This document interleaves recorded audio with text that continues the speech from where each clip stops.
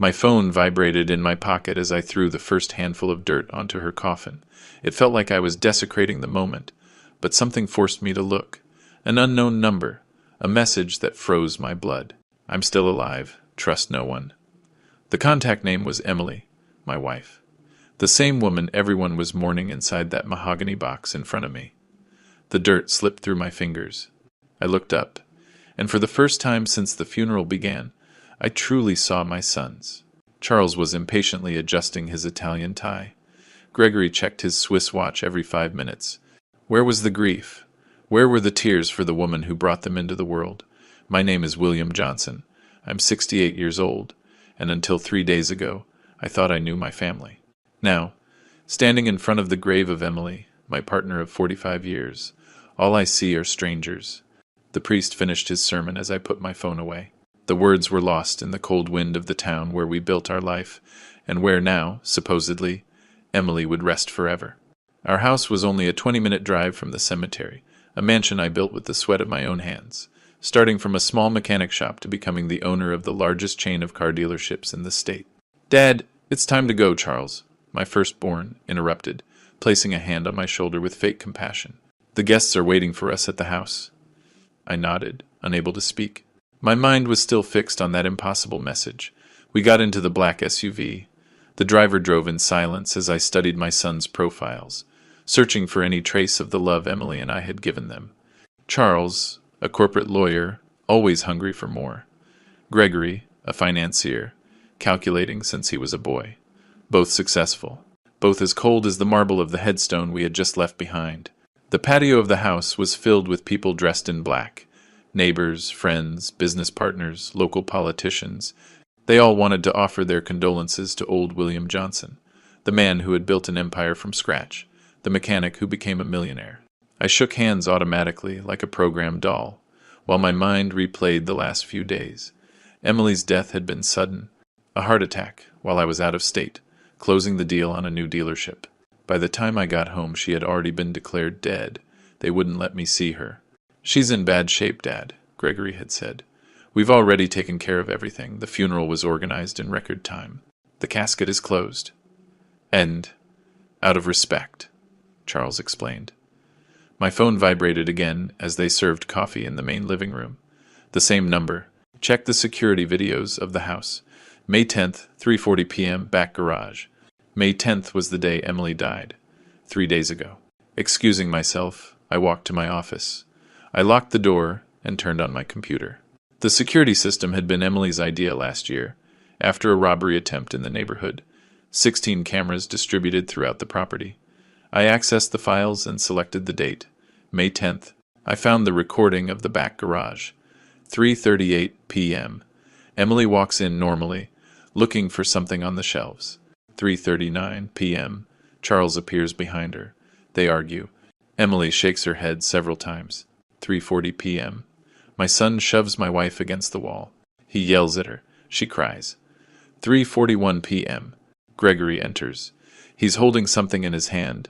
A syringe. Between the two of them, they restrain Emily. 3:42 p.m. My wife falls to the floor. She convulses. My sons watch, motionless. 3:43 p.m. Gregory checks his mother's pulse. He looks at Charles. He nods. I turned off the monitor.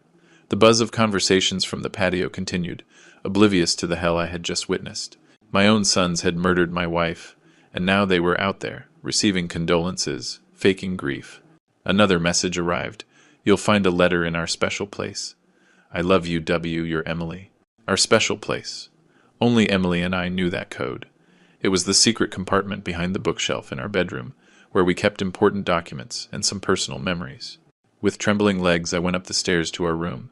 Emily's scent still lingered in the air, her jasmine perfume, her lotions by the vanity, the bed where we had slept together for the last time, just a week ago. I activated the mechanism on the bookshelf, which slid open silently, revealing a small safe. I entered the combination 230978, the date we met. Inside, I found a sealed manila envelope, my name written in Emily's unmistakable handwriting. I opened it with shaking fingers. My dearest William, if you are reading this, it means my suspicions were true. Do not trust our sons. For months, I've noticed strange behaviors. Conversations that stop when I enter a room, unexpected visits from Charles when you're not home, financial documents that disappear. I hired a private investigator. His name is Michael Sanders, a former federal agent. You will find his number at the end of this letter. He has all the proof. Charles and Gregory are in debt up to their necks. Failed investments, gambling, overvalued properties. They found out you changed your will last year, leaving a large part of our assets to charitable foundations. They couldn't accept it. I heard them, William. They were planning to eliminate both of us. First me, then you. A tragic accident, followed by your devastating depression and suicide. If I am dead when you read this, you must be careful. Pretend you know nothing. Contact Michael. He has prepared a plan. Forgive me for not telling you about this sooner. I wanted to protect you from this horrible truth. How do you tell a father that his sons are planning to murder him? I have loved you every day since I met you at that party all those years ago. You were my first and only true love. If I have died, do not mourn me for too long. Live, my love. Get justice, and then find peace. Forever yours, Emily. Tears blurred my vision. I held the letter to my chest as I sobbed silently. Emily had foreseen her death. She had tried to protect me until the very end. At the bottom of the envelope, I found a small card with a phone number and the name Michael Sanders. There was also a USB drive. I heard footsteps in the hallway. Quickly, I put the letter and the drive in the inside pocket of my jacket. I closed the safe and moved the bookshelf back into place just as the door opened. Dad, what are you doing up here alone?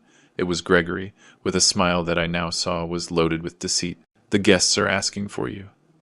I needed a moment, I replied, discreetly wiping my tears. You know, remembering your mother. Of course, I understand. His gaze scanned the room, pausing briefly on the bookshelf. Do you need help getting down? No, son. I'm fine. Gregory nodded and offered his arm.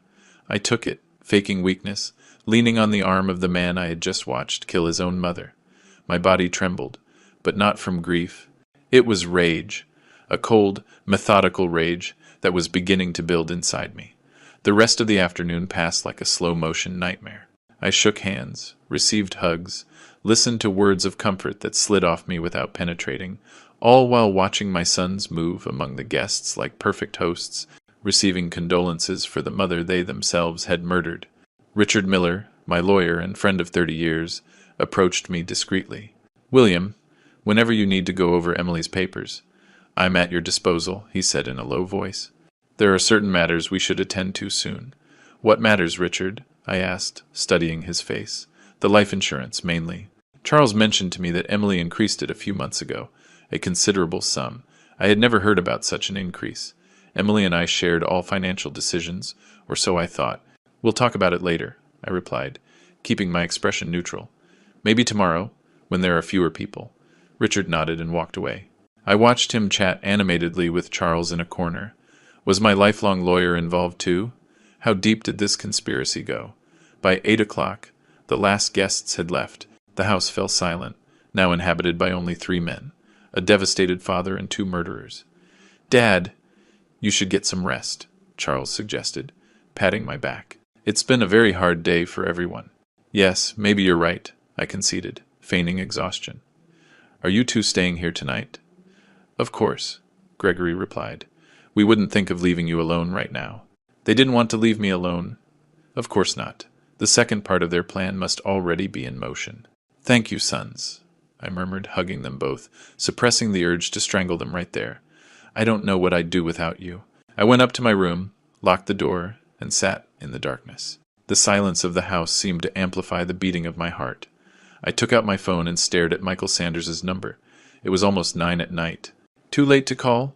I decided to send a message. This is William Johnson. Emily left me your letter. We need to talk. The reply came almost immediately. I've been waiting for you, Mr. Johnson.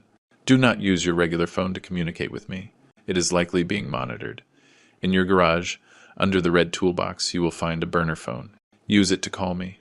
Trust no one inside your house. I stared at the message for a long time. Emily's paranoia had not been unfounded. She had prepared everything, anticipating the worst. I waited until the house was completely silent. At 11:30 p.m., I took off my shoes and slipped quietly out of the room. I went down the stairs, avoiding the steps that creaked, knowledge acquired from decades of living in this house. I crossed the kitchen and entered the garage. The red toolbox had been mine for years. I opened it carefully and lifted the top tray. Underneath, just as Michael had indicated, I found a small black cell phone with its charger. I turned it on. It had only one contact saved. MS. I returned to my room with the same stealth. Once safe, with the door locked, I dialed the number. Mr. Johnson. A deep voice answered on the first ring. I'm deeply sorry for your loss. Are you Michael Sanders? Yes, sir.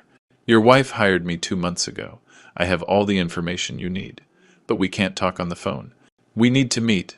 When? Tomorrow. Your sons are leaving at 10 a.m. to meet with the lawyer, Richard Miller. I know because I intercepted their communications. We'll have about an hour. There's a coffee shop on Morelos Avenue. The old one. I'll be at the back table at 10:15. I'll be there. I promised. Mr. Johnson, one last thing. The USB drive Emily left you. Do not look at it on your computer. Bring it with you tomorrow. And for God's sake, act normal. Your life depends on it. The call ended. I sat in the darkness, holding that small phone as if it were a life raft in a stormy ocean. Through the window, the moon illuminated the garden that Emily had designed with so much love. The rose bushes she pruned every morning, the fountain where the birds drank at dawn. Everything seemed so normal, so peaceful, and yet my world had collapsed in a matter of hours. I lay down fully clothed, too alert to change or try to sleep. The clock read 12:30 a.m. when I heard soft footsteps in the hallway. Someone stopped in front of my door. The handle turned slowly, but the lock held. The footsteps moved away. Charles, Gregory, both. Had they come to check if their father was asleep, or to execute the next phase of their plan? My regular phone vibrated on the nightstand. A text message from Charles. Dad, are you awake? I heard noises in your room. Do you need anything? Lies. More lies, I replied. I'm fine, son. Just can't sleep. Tomorrow is another day. Get some rest, Dad. We love you. We love you. The cruelest words I had ever read. The sunrise found me sitting by the window, watching the light transform Emily's garden. I hadn't slept. I hadn't cried anymore. The initial shock had given way to a steely determination. I showered and dressed carefully, choosing an outfit appropriate for a recent widower. A dark shirt, gray pants. The watch Emily had given me on our last anniversary. I put both phones and the USB drive in my pockets. When I went down to the kitchen, I found my sons making breakfast. Dad, we didn't expect to see you up so early, Gregory exclaimed, pouring coffee into porcelain cups. I couldn't sleep much, I replied, sitting at the table. The bed feels so empty without her. Charles placed a plate of fruit in front of me. Eat something, Dad. You need to keep your strength up. Thanks, son. I picked up a piece of melon and studied it carefully before bringing it to my mouth. Could it be poisoned? Was this how they planned to get rid of me? A toxic breakfast served by filial hands? By the way, Dad, Charles began, sitting across from me. Gregory and I have to go out for a bit this morning. Richard wants us to review some preliminary papers about, well, legal matters. Mom's will, Gregory clarified, always more direct. Life insurance issues, things that have to be taken care of even if it's painful. I understand, I said, nodding slowly. What time will you be back? Before noon, for sure, Charles replied. Will you be okay alone for a little while? Of course. Maybe I'll go for a walk. The doctor always says walking is good for me. Good idea, Dad, but don't overdo it. We ate breakfast in an awkward silence, broken occasionally by trivial comments about the weather or sweetened memories of Emily. I barely touched my food, limiting myself to moving the fruit pieces around the plate and pretending to drink the coffee. At 9:45, my sons stood up simultaneously. We should get going, Charles announced, checking his watch. We'll be back soon, Dad. I walked them to the door, waving as Gregory's car pulled away down the driveway. The moment they were out of sight, I ran to my room. I grabbed a light jacket and the keys to my own car. The old coffee shop was a 10-minute drive. I parked a block away and walked the rest of the way, constantly looking around me. Paranoia was starting to set in, but perhaps it was justified. The place was small, cozy, with wooden tables and the aroma of freshly ground coffee filling the air. In the back, just as he had promised, a man in his 52nds, heavyset, with salt and pepper hair and a faint scar above his left eyebrow, raised his hand slightly as he saw me enter. I walked towards him, feeling the weight of curious gazes. No doubt my face had been in the local papers. The widower of the day. Mr. Johnson, the man greeted, standing up and shaking my hand firmly. Michael Sanders, please, sit down. I sat across from Michael Sanders, feeling the weight of the world on my shoulders. The coffee shop was quiet at that hour, with only a few tables occupied by people engrossed in their own conversations. First, Mr. Johnson, I need to make sure you weren't followed, Sanders said in a low voice, his eyes scanning the place. Your sons have people working for them, people I know from the scene. What scene? I asked. The criminal underworld of this city. I was a federal agent for 20 years. I know the local players. He paused. And now, some of them work for your sons. A chill ran down my spine. My sons, Charles and Gregory, had always been ambitious. But criminals? When did they cross that line? Did you bring the USB drive? I took the small device out of my pocket and handed it to him. Sanders pulled a thin laptop from his backpack, opened it, and plugged in the drive. Your wife was a brilliant woman, Mr. Johnson. She started to suspect when she found documents forged with your signature, transfers to accounts in the Cayman Islands. She hired me to follow the money trail. How much? I asked, dreading the answer. $12 million siphoned over the last 3 years from your companies. He turned the screen towards me. Here are the records. Forged signatures. Ghost contracts with suppliers that don't exist. I looked at the documents, recognizing names of fake companies and supposed subsidiaries I had never authorized. My signature, perfectly mimicked, appeared at the bottom of each document. Emily discovered all of this by reviewing the financial statements. When she confronted Charles, he denied everything, but she had already gathered enough proof. And that's why they killed her, I murmured, feeling a wave of nausea. Yes, but there's more. Sanders pulled a folder from his backpack. This is your wife's real autopsy. The official one was falsified by the medical examiner, an old friend of Charles. I opened the folder with trembling hands. The report was clear. Emily had died from poisoning with a substance called tetrodotoxin, a poison extracted from pufferfish, almost impossible to detect without specific tests. Tetrodotoxin causes progressive paralysis. It looks like a heart attack, Sanders explained. Emily was digging too deep. She found out they weren't just planning to steal your entire fortune, but they were also involved in money laundering for the Jalisco cartel. My sons, working for drug traffickers. My voice was barely a whisper. Your car dealerships were perfect for laundering money. Fake sales, over-invoicing, ghost customers. Sanders paused. But Emily found the real records. It's all on this drive. And why did I receive messages from her number after she died? She set everything up. She asked me to configure an automated system. If she didn't respond to a certain code within 4 hours, the messages would start being sent. An insurance policy, just in case her suspicions were true. I felt like I couldn't breathe. My Emily, always so smart, so cautious, fighting this conspiracy alone while I, blind with trust, continued to believe in the perfect family we had built. So, what now, Mr. Sanders? Do we go to the police? We can't trust the local police. The chief, Hernandez, has been on your son's payroll for years. We need to go directly to the federal prosecutor's office in the capital. But first, I need irrefutable proof, I said, feeling a cold determination replace the pain. I want confessions. I want to hear from their own mouths why they killed their mother. Sanders looked at me intently. That's dangerous, Mr. Johnson. I'm already dead to them, aren't I? They're just waiting for the right moment. Well, we're going to give them that moment. The plan was simple, but risky.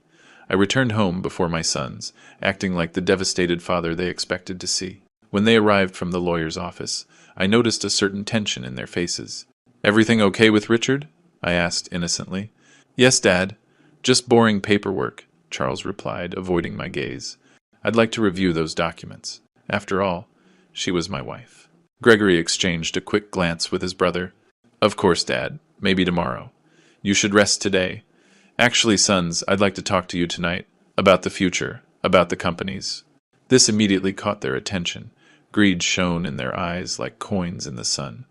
Of course, Dad, Charles said, suddenly interested. Whenever you want. After dinner. In my office. I retreated to my room, pretending I needed to rest. In reality, I contacted Sanders on the burner phone.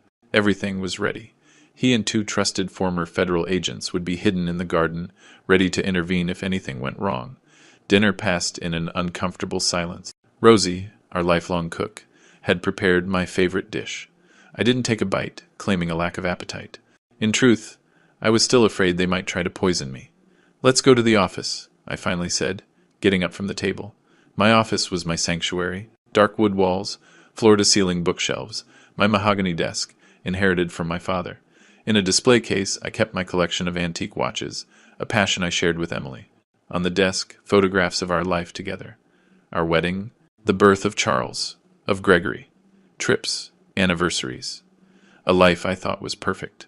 I sat behind the desk, while my sons took the leather armchairs in front of me. Under my clothes, I wore a small recording device provided by Sanders. "Sons," I began, "I've been thinking a lot since Emily left us. About life, about our legacy." They both nodded with solemn expressions, so well rehearsed they were almost convincing. "I've decided to move forward with the succession of the companies. I want to retire completely." Their faces lit up like Christmas trees. "Are you sure, Dad?" Charles asked, trying to hide his excitement. "It's too soon after, Mom. On the contrary, your mother's death has made me see that life is too short.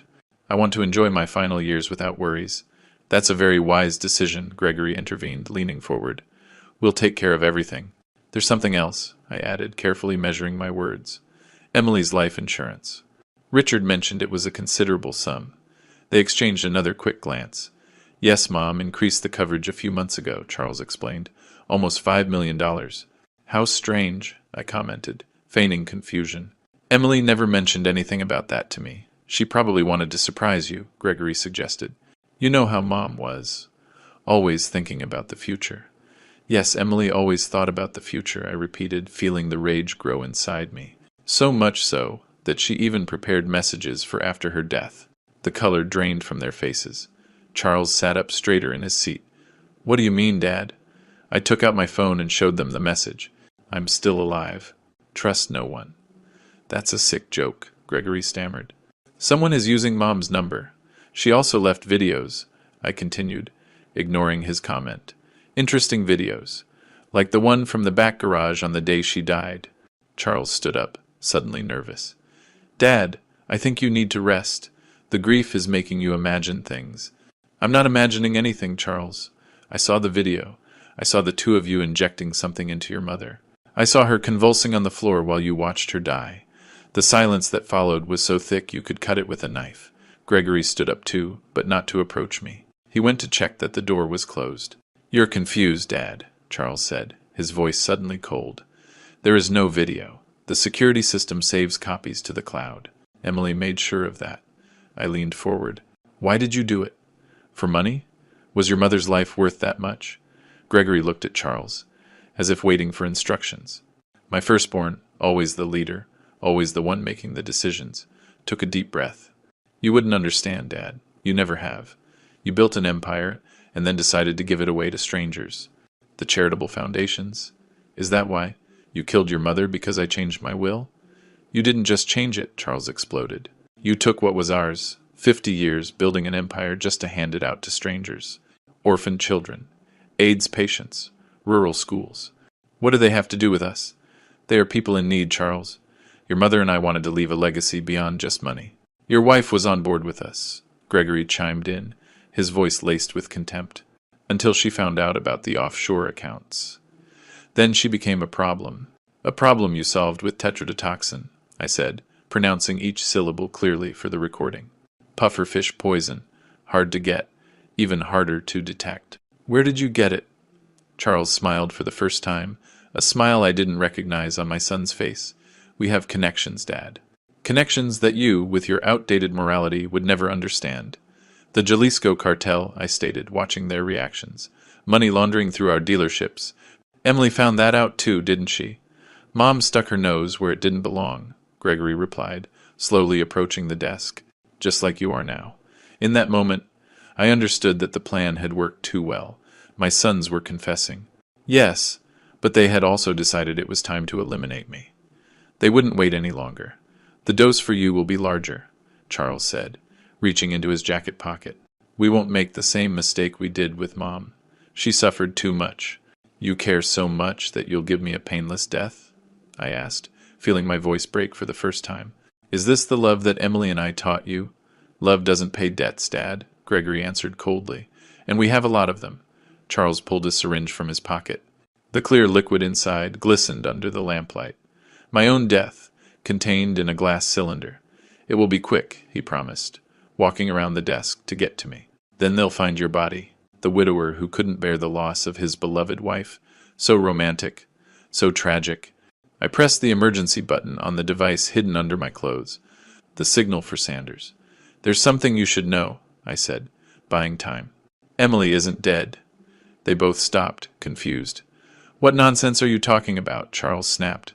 The body you buried wasn't Emily's. It was a decoy. She's in hiding, waiting for the right moment to present all the evidence against you. It was a desperate lie, but it worked.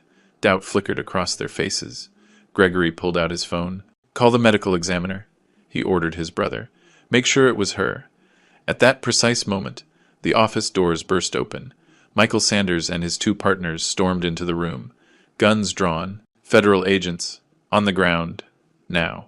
Charles, with the syringe still in his hand, lunged at me. A shot rang out in the room. The bullet hit his shoulder, sending him to the floor, screaming in pain. The syringe rolled away. Gregory, ever the calculator, immediately raised his hands. This is a misunderstanding, he said, in his best lawyer voice. We were just having a family conversation, a conversation about how you killed your mother and were planning to kill your father, Sanders replied, cuffing him. Is it all on tape, Mr. Johnson? I nodded, unable to speak, seeing my sons in handcuffs. Charles bleeding on the floor, Gregory's mask of composure finally shattered. It was an image I had never imagined, not even in my worst nightmares. The next few hours passed in a fever dream. Federal agents swarmed my house. The phone wouldn't stop ringing. Richard, business partners, friends who had seen the patrol cars. The news spread through the city like wildfire.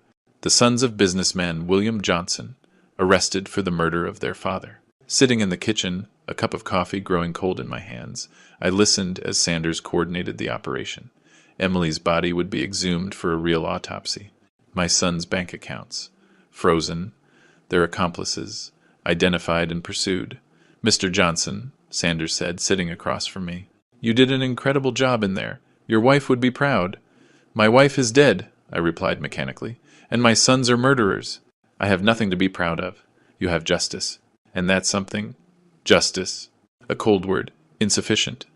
What good was justice when everything I loved was destroyed?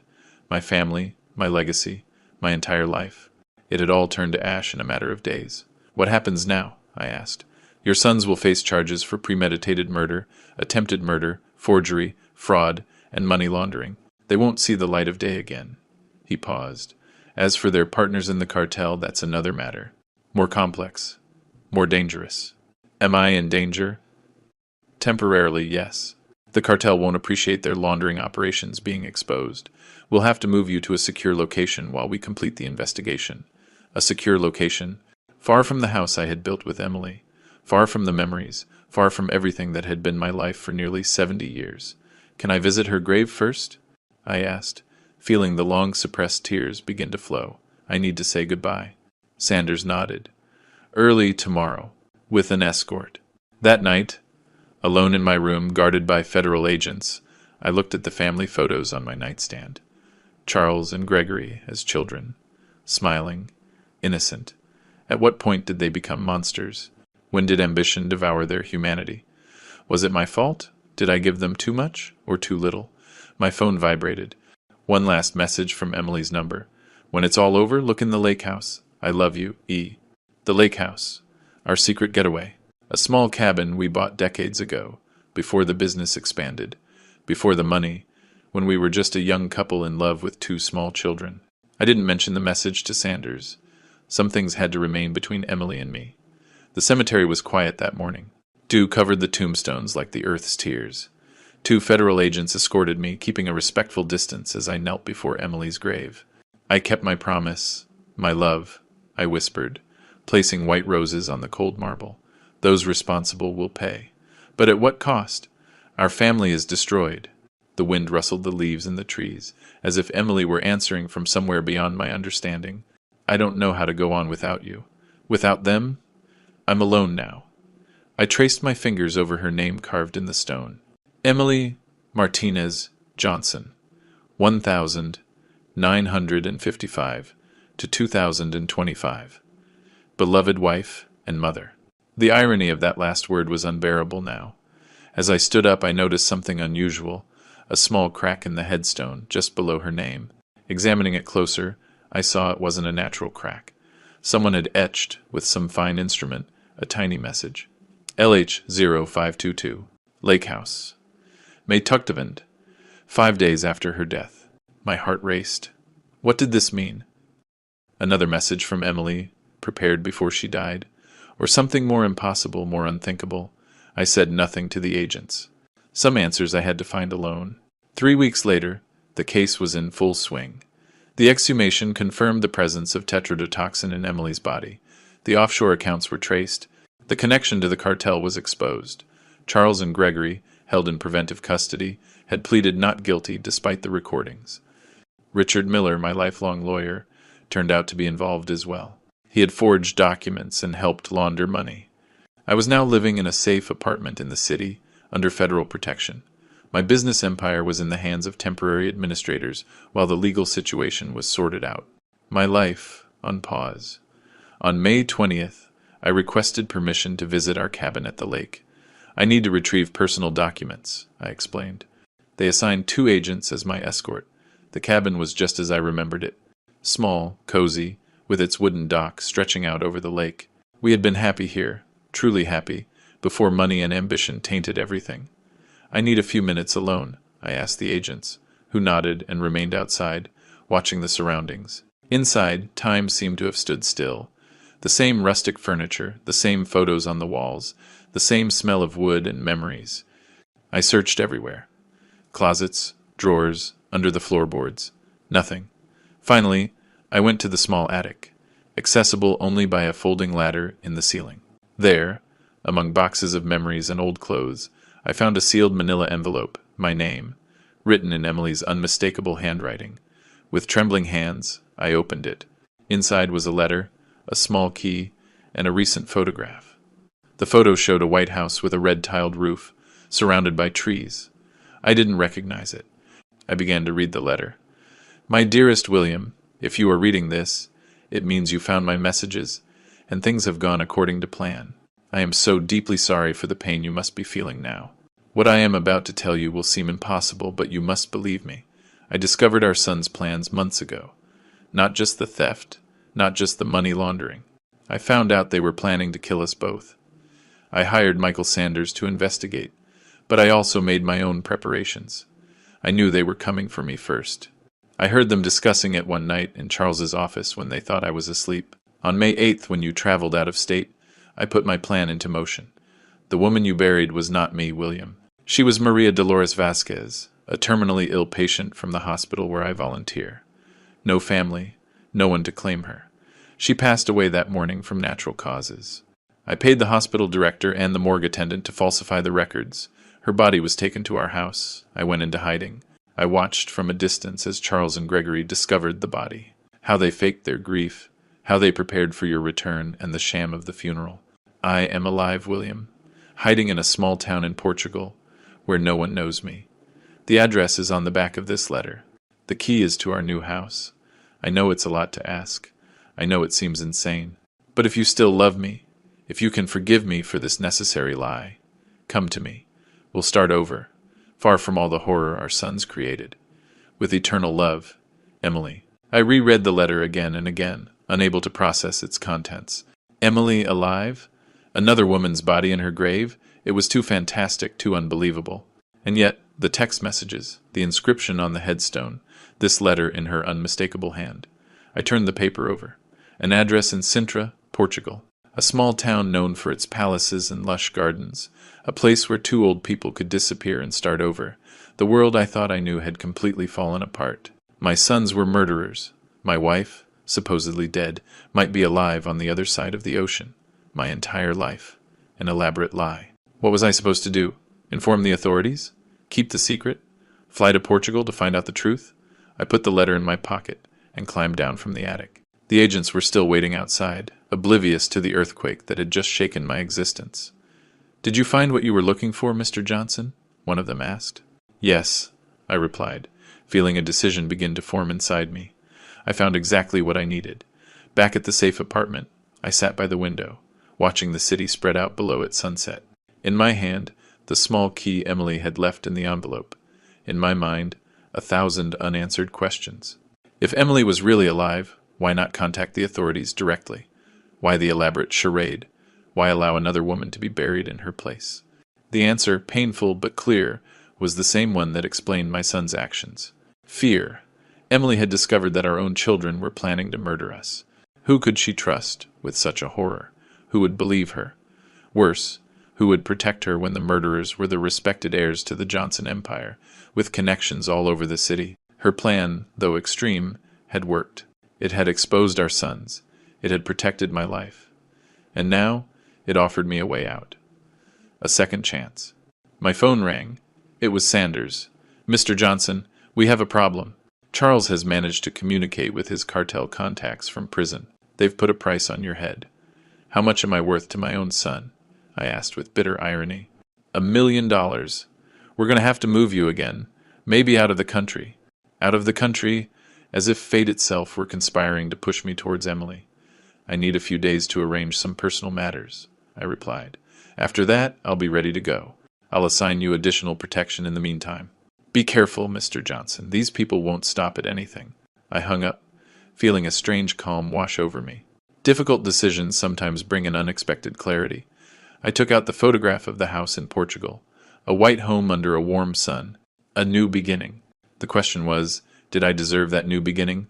Could I live with the lie, with the deceit, even if it was for protection? And more importantly, could I forgive Emily for allowing another woman to be buried in her place, for orchestrating this elaborate sham, for not trusting me enough to share her suspicions from the start? Night fell over the city as I continued to stare at the photograph, the key, and the impossible future that lay before me. A future built on ashes, on lies, on betrayals. A future that, despite everything, held the only light that had ever guided my path. Emily. The decision kept me awake all night. The safe apartment, with guards posted at the door, felt like a gilded cage.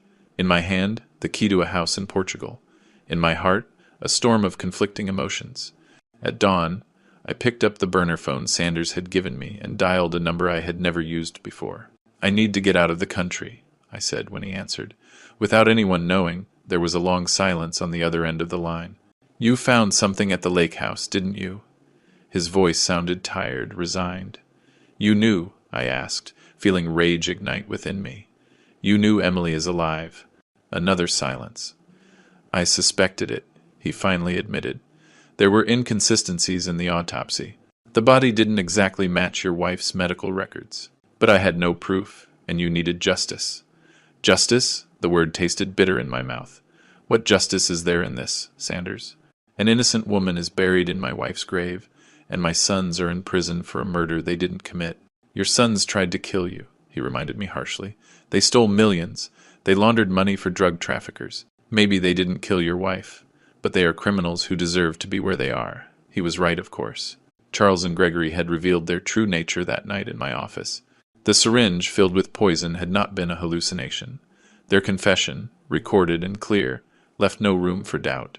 "Help me leave the country," I insisted. "After that, you can do what you think is right with the information about Emily." "Are you sure she's waiting for you?" Sanders asked, his voice softer now. "It's been weeks. If she's really in Portugal, she might have left by now." Doubt pierced my mind like a thorn.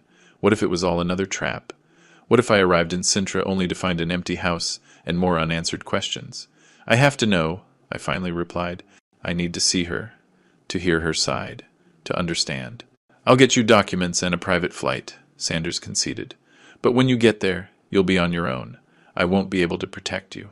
"I've been on my own since I got that first message at the funeral," I said with bitter irony. "I just didn't know it." 48 hours later, I landed in Lisbon with a fake passport and a new identity. Hector Miller, a retired businessman on a leisure trip. Sanders had kept his word, facilitating my departure from the country without alerting official authorities. From Lisbon to Sintra, a journey of just half an hour by road. I hired a taxi, feeling my heart accelerate with every mile that brought us closer to the address Emily had left. Sintra was like a fairy tale. Colorful palaces perched on green hills, lush gardens, cobblestone streets winding between centuries-old buildings. A perfect place to disappear, to reinvent oneself. The taxi dropped me at the end of a rural road. From there, according to the directions, I had to walk about 200 yards to the house. The air smelled of eucalyptus and damp earth. In the distance, the Atlantic Ocean shimmered under the afternoon sun, and then I saw it, exactly like the photograph. A white house with red tiles, surrounded by flowering trees and a small vegetable garden. A column of smoke rose from the chimney. Someone was inside. I stopped, suddenly terrified. What would I say? What would I do? How do you greet a wife who faked her own death? Before I could decide, the door of the house opened, and there she was, my Emily. Thinner, her hair now completely white, but unmistakably her. Alive, breathing, real. Our eyes met across the distance. Her eyes widened. Her hand flew to her mouth, stifling a cry. "William!" Her voice, barely a whisper carried to me by the wind. I walked towards her as if in a trance, unable to speak, to think. When I was a few feet away, I stopped. I had rehearsed 1,000 accusations, 1,000 questions, 1,000 reproaches. But standing before her, alive, they all vanished. "You're here," she said, tears streaming down her cheeks, etched by time and worry. "You really came." "I had to see you," I replied, my voice breaking. I had to know if it was true. Emily held out a trembling hand. I took it in mine, feeling its warmth, its pulse, the undeniable proof of her existence. "Forgive me," she pleaded, "for everything. For the lie. For leaving you to face our sons alone. For— Why, Emily?" The question escaped my throat like a scream held back for too long. "Why didn't you trust me?" She looked down, her shoulders slumping under the weight of secrets too heavy to bear. "Come inside," she said simply. "There's a lot to explain." The house inside was simple but cozy. Rustic furniture, a few plants, books, a home built in a hurry but with the intention of permanence. On the wall, a single photograph, the two of us, young, smiling, in front of our first house. "When I found out what our sons were planning," Emily began, pouring tea into ceramic cups, "I wanted to tell you immediately. But then I found this." She pulled a notebook from a drawer. I recognized it instantly. Charles's personal planner. She handed it to me, open to a specific page. There, in my firstborn's neat handwriting, a terrifying plan was detailed. "Dad is getting suspicious. Too many questions about the new contracts. If he finds out the truth, we'll lose everything. Plan B is in motion." Plan B was to eliminate both of us, Emily explained. "But they were afraid that if you died first, the authorities would suspect something. I was the initial target. Then, when you were devastated by my loss, vulnerable, a tragic accident, or a suicide due to depression would follow. Why didn't you go to the police?" I tried. Her voice hardened. "I went to see Commissioner Hernandez. He listened patiently, and then he called Charles while I was still in his office. He told him his paranoid mother was making up conspiracies. The horror of her situation began to dawn on me. Alone, with no one to trust, not even her husband, as warning me could have accelerated our son's murderous plans. "I hired Sanders," Emily continued, "a former Fed, no connection to the local police. He started investigating discreetly, but time was running out. Charles and Gregory were getting more impatient, more careless. I heard them arguing about dates, about methods, about alibis. And so you decided." I couldn't finish the sentence. The enormity of her decision left me speechless. "To disappear," she completed, "to give them what they wanted. My death. But on my terms. Controlled, documented. A trap that would eventually expose them. Maria Dolores Vasquez," I said, remembering the name from the letter. "The woman we buried." Emily nodded, her eyes clouding with sorrow. "A terminal patient. No family, no one to mourn her. I promised her that her body would not be forgotten, that it would rest in a place where it would receive flowers and prayers. It's not a good enough justification, I know." I stood up, unable to remain seated under the weight of these revelations. I walked to the window, looking out at the flowering garden under the Portuguese sun. A paradise built on deceit. "Our sons tried to kill me, Emily, with the same tetrodotoxin they supposedly used on you. They're in prison now, facing life for your murder." "I know," she replied quietly. "Sanders kept me informed. It wasn't the original plan, but—" "But what?" I turned to her, feeling anger replace the initial shock. "What did you think would happen?" That they would confess to other crimes, but not your murder? I thought you would be safe, she answered, her eyes filled with tears. That the evidence Sanders was gathering would be enough to lock them up for fraud, for money laundering. I never imagined they would try to kill you so soon, so openly. But they did, and now they're being tried for a crime they didn't commit. A crime they would have committed if they'd had the chance, Emily retorted, a flash of hardness in her eyes. Are you defending them now, William, after what they tried to do to you? The question hit me like a slap. No, I wasn't defending them. My son's betrayal was unforgivable. The syringe in Charles's hand, the coldness in his eyes as he prepared to kill me, those memories were real. That guilt was undeniable. What do we do now? I finally asked, sitting back down across from her. Do we live here, in hiding, while the world thinks you're dead and I'm missing? While our sons are convicted for a murder that didn't happen?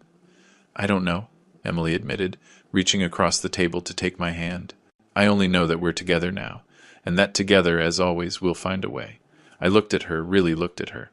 At 68 years old, I thought I had known every facet of love and pain, but this was unexplored territory. My wife had faked her own death. She had allowed another woman to occupy her grave. She had left me alone to face the most devastating betrayal imaginable. All to protect me, all for love. Was it justifiable? I didn't know. Was it forgivable? Maybe, in time. Did I still love her? Without a single doubt. I missed you every minute, I finally said, squeezing her hand. When I thought I had lost you, a part of me died with you. I missed you too, she replied, her eyes shining with unshed tears. Every sunrise without you was a small death.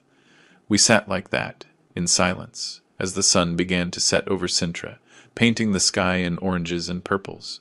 Two old people, united by an impossible love, separated by a necessary deception, reunited by a relentless fate. Truth and lies, love and betrayal, justice and survival. All those lines had blurred until they were unrecognizable. The only certain thing, the only real thing, was our hands clasped on that table, in a white house in Portugal, far from everything we had ever known. And for now, that would have to be enough. The first month in Portugal passed in a strange emotional limbo. Emily and I, reunited but distant, sharing a roof but each carrying the weight of our own decisions. In the mornings, we walked to the village, buying fresh bread and fruit, exchanging polite greetings with neighbors who knew us as the retired couple. In the afternoons, we worked in the small garden or read in silence. At night, we slept in separate rooms, the abyss between us still too wide to be crossed. One morning at breakfast, Emily placed a newspaper in front of me. A newspaper from home, obtained from an international press shop in Lisbon. Charles killed himself in prison, she said in a neutral voice, though her hands trembled slightly. I read the article in silence. My firstborn son, the brilliant lawyer, the manipulator, the one who held the poison-filled syringe that night in my office, had hanged himself with his bedsheets. It left no note. He asked for no forgiveness. I felt a dull ache in my chest. Despite everything, he was still my son, the little boy I once carried on my shoulders, whom I taught to ride a bike, whose victories I celebrated and whose tears I dried. Gregory knows now, Emily added, pointing to a smaller article. He confessed to everything during his brother's funeral. The fraud, the money laundering, the attempted murder against you. Everything except my death, because now he knows it didn't happen. How? Sanders showed him proof. My passport used to leave the country. Recent photographs. He offered him a deal, a full confession in exchange for a reduced sentence. And the authorities? What do they know? Officially, I'm still dead. The exhumation revealed the body wasn't mine, but the official explanation is that there was a mix-up at the morgue, a tragic administrative error. Sanders took care of it. And me? Missing. Possibly eliminated by the cartel, though without a body to confirm it. Another unsolved case in a country full of them. So there we were, dead to the world, ghosts walking under the Portuguese sun, existing in a liminal space between truth and lies. The change came gradually, like the spring that was beginning to bloom in our garden. One afternoon, while Emily was pruning the rose bushes she had planted when she arrived, I sat beside her and asked, "What was she like?" "Who?" "Maria Dolores, the woman in your grave." Emily paused, the shears suspended in midair. She was a retired teacher. Terminal cancer. No children, no siblings. She would tell me about her students while I read to her in the afternoons at the hospital. She paused, her eyes lost in memory. When I told her my plan, she didn't hesitate. "At least my body will be useful for something good," she said. "But promise me you won't forget me." "Do you see her in your dreams?" I asked, remembering how Emily sometimes talked in her sleep, asking an unseen person for forgiveness. "Every night," she confessed, returning to her roses. "I tell her about this garden, about us, about the justice she helped bring." That night, for the first time since I arrived, we slept in the same bed. There was no passion, only the quiet comfort of two survivors, clinging to each other in the darkness. A year later, we received news that Gregory had been sentenced to 20 years in prison, not for my supposed murder, nor for his mother's, but for fraud, money laundering, and conspiracy to commit murder. The Johnson Empire had been liquidated, its assets distributed among creditors and charitable causes, just as Emily and I had originally planned. It was then that we made our decision. We couldn't keep living in the shadows, trapped between two worlds. Emily wrote a long letter to Sanders, revealing the whole truth, taking full responsibility. I added my signature at the end. I was ready to face the consequences with her. The reply came 3 weeks later. "Some secrets are best left buried. Live your lives. Justice has already been served." And so we did. We legally adopted our new identities. We bought a larger house on the coast. We planted a garden of white roses that Emily named the Garden of Maria Dolores. We started teaching Spanish to local children. We built, step by step, a new life. It has been 5 years since that funeral where I received the message that changed everything. Today, as I write these lines on our porch facing the Atlantic, Emily is napping in the hammock. At 75, she is still the bravest woman I have ever known. At 73, I have learned that love is not just about tenderness and companionship, but also about forgiveness and reinvention. We never went back. We never visited the grave where Maria Dolores rests under my wife's name. We never saw Gregory serve his sentence. Those doors are closed forever. But every night, before we sleep, we light a candle and say a prayer for everyone. For Charles, who chose death over redemption. For Gregory, paying for his crimes in solitude. For Maria Dolores, the stranger who gave us this second chance. And for ourselves, two old people who found peace after the storm. Sometimes, our neighbors ask why two elderly people decided to start over in a foreign country, far from everything familiar. Emily always answers with a smile, because it's never too late to be reborn, and she's right. In the twilight of our lives, when most are preparing for the end, we found a new beginning. A bitter miracle, built on necessary deceptions and painful truths, but a miracle nonetheless. The message I received that day at the funeral, those impossible words that changed the course of everything, turned out to be the purest truth in a world of lies. I'm still alive. Trust no one. And it was true. Emily was still alive. And in a world where our own sons had conspired to kill us, trust had become a luxury we couldn't afford, except with each other. Between us, trust was reborn, like the white roses in our garden, stronger after the pruning, more beautiful after the storm. This is our story, a story of betrayal and redemption, of death and rebirth, the story of how I lost my family, my country, and my name, but found in exile and forgiveness a peace I never thought possible.